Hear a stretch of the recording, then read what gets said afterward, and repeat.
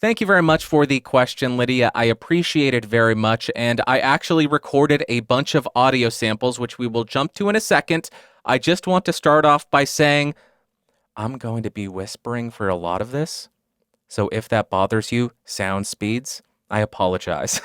Let's go ahead and jump to Past Bandrew and listen to some microphone samples. Lydia, thank you very much for the voice submission. You may have stumped me here, but we are going to go through a bunch of microphones to see if we can find one that meets your criteria. Currently, I am on the Yeti. It's about a foot away from my mouth. I'm assuming that's about where you would have it, where you don't want it directly in front of your face. I am on the cardioid mode. The gain on the microphone is set to 25% and 100% on my computer. And this is how it's been sounding. So this is going to be the baseline that we base all the other microphones against. This is the Yeti, typical Yeti sound. Now we are on the Shure SM58, and to be clear, I am not speaking in my regular volume. This is me pretty much whispering, but I am about 9 to 12 inches away from the SM58, running into the 18i20, gain at 100%, and here is how this sounds. $100, you're going to hear quite a bit more of that nasal tone because it has a boost right in that nasal area. It sounds a lot more nasally than the Blue Yeti, but $100, and you will have a lot more hiss with this because dynamic, gain at 100%, speaking quietly at a distance. Perfect storm to get as much hiss as possible. SM58.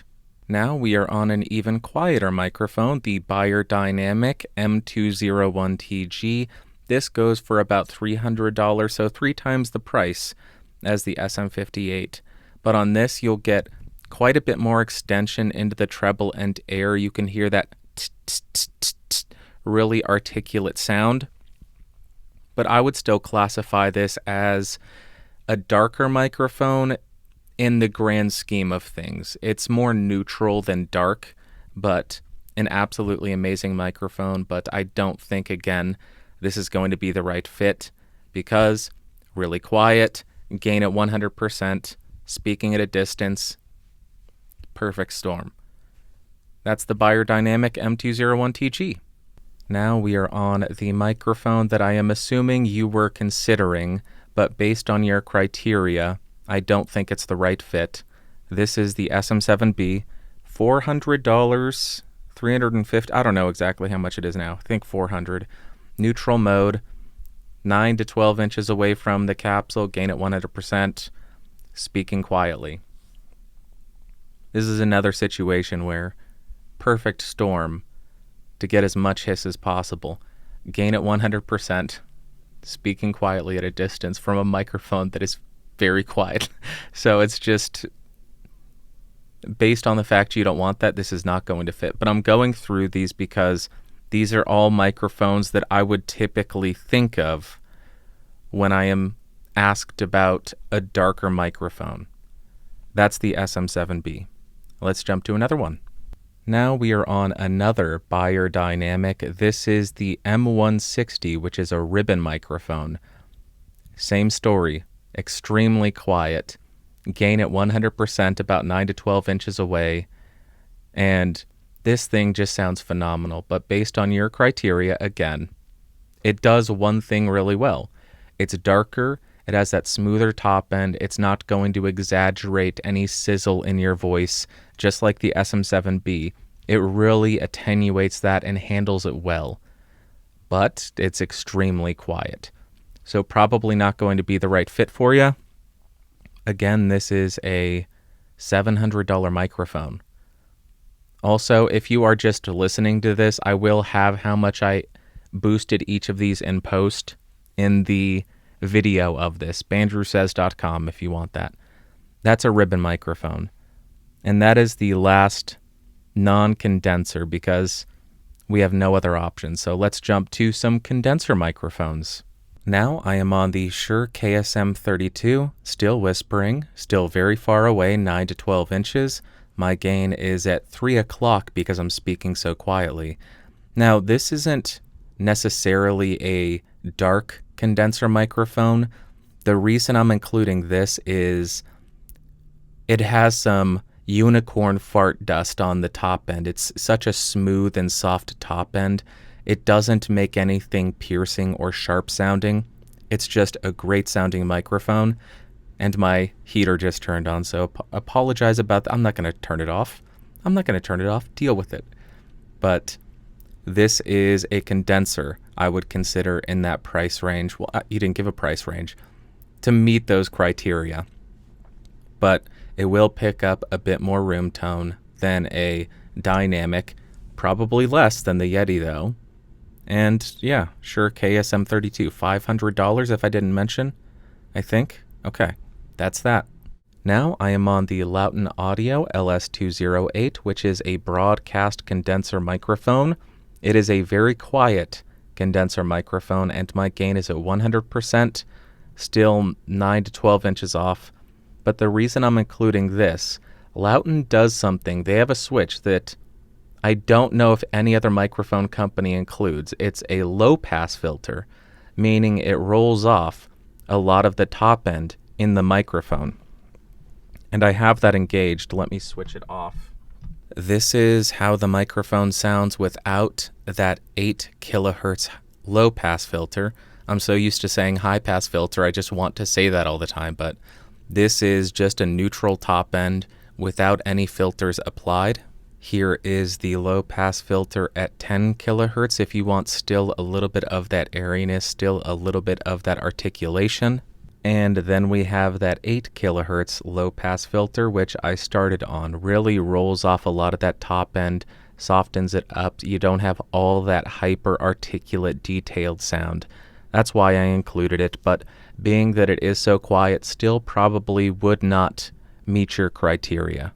Now we are on the Earthworks Ethos. I'm still 9 to 12 inches off. My gain is at 3 o'clock again, and here is how the Earthworks Etho sounds. I don't necessarily think this would meet your criteria because it does still have quite a bit of detail in the top end. Just listen to the T's, and the s, T's, s.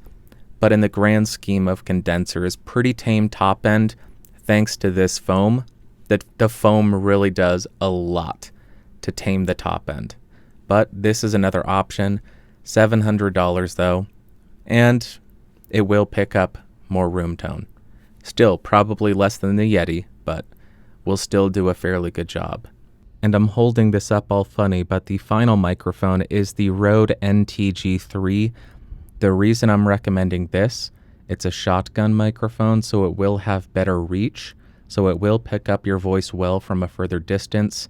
Also, as far as shotgun microphones go, this is a bit darker and more robust in the low end, and based on the EQ profile that you provided, it seems as though you want a little bit of that bump in the low end to give your voice a bit more body. This is $700, I believe, and yeah, that's about it. 9 to 12 inches away. My gain is at 1 o'clock. You can hear the cable rubbing on the table, and this is how this microphone sounds. We'll do a fairly good job at rejection of sounds in specific areas. Also, we'll do good at picking up your voice from a distance, but those are all the microphones. No, I have one more actually. I have one more. I apologize. We're not done yet.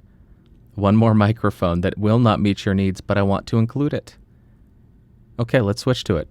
And the final microphone should have been lumped together with all of the other mics because it is not a condenser. It is a ribbon microphone, but it is an active ribbon. This is the AEA-KU5A, $1,200, I believe. 9 to 12 inches away, 48 volts on because, as I said, this is an active ribbon. My gain is at 4 o'clock, so nearly 100%. And this is just a beautiful sounding microphone. If you really enjoy the more recessed mids of the Yeti, and when I say that, I mean compared to a lot of these dynamics and ribbons, the Yeti sounds like it scoops out a bit of mids. I believe it actually does, but it doesn't have that same nasal tone to it. And a lot of these ribbons and dynamics do exaggerate a little bit of nasal tone. But I wanted to include this in case you want to be one of the only podcasters who uses a ribbon. I think it's a gorgeous sounding microphone. Is there much hiss? I don't know. Probably too much for you if you are really going to be precise about it and very stringent with your standards. Okay, those are all the mics that I had. I hope that helped. One thing I will say, there is I should have started with this actually. There's a website, womenonmic.org. womenonmic.org. That's run by Heather. She runs the Sunshine and Power Cuts podcast, part of the Geeks Rising podcast network. But she allows women to send in audio samples of them speaking on mics because that is sorely lacking, the samples that women have on microphones. So she aimed to solve that problem and offer a resource for that. So go check out womenonmic.org and feel free to send in some samples. If you have different mics, when you rent a bunch of mics, maybe record some samples, send them on in. That would be amazing. And I apologize to Alan from SoundSpeeds because I know he hates when people talk like this. And I've just been whispering for 8 minutes probably. He's going to hate this. I apologize, Alan. Okay, that's it. Let's jump back to current me because I recorded this in the morning. Okay, current me. Enjoy. And that is all that I wanted to cover today. If I did not say so in the prior recording, thank you very much for the submission, Lydia. I hope that helped you out. Best of luck on the mic search. If you have already made a decision, let us know in the comments. Would be great to hear what you decided on. Hi, Bandrew, and thank you so much for your show and taking my question. My name is Lydia, and I use a microphone for podcasting and also some upcoming horror-related voiceover work. I haven't heard too many women's voices on your show, and I'm wondering, because I'm moving away from a Yeti, yes, a Yeti that I've had for well over 10 years. I'd bought it as sort of a gateway mic, and I just never put it down because I'm lazy and I have decision paralysis. I want to have a mic that is a pretty dark mic so far, is what I've discerned that I want, because I don't like the tinniness in my voice, or any voice for that matter, and I want a deeper, more bassy voice. I'm also very quiet. I don't want to overprocess everything really either, so having to take out noise or worry about background noise because I'm so quiet, and I'm using gain to make up for that, and I don't really want a mic right up in my face. I mean, right now I have the Yeti, so I'm doing okay with that to this point and have learned to live with its shortcomings, I suppose. So I'm pretty sure I could be pretty versatile with any other mic. So I'd like to know what you would recommend as far as my playing with an XLR, PreSonus, Audio Box 96, and willing to rent microphones from the local music store. I just don't want to rent 20 of them. So any help as far as women's voices, darker mics, for gateway mics, for noobs to XLR. Is there any real difference between men's and women's voices? I suppose that's part of my question too. Thank you very much for your input and have a fantastic day.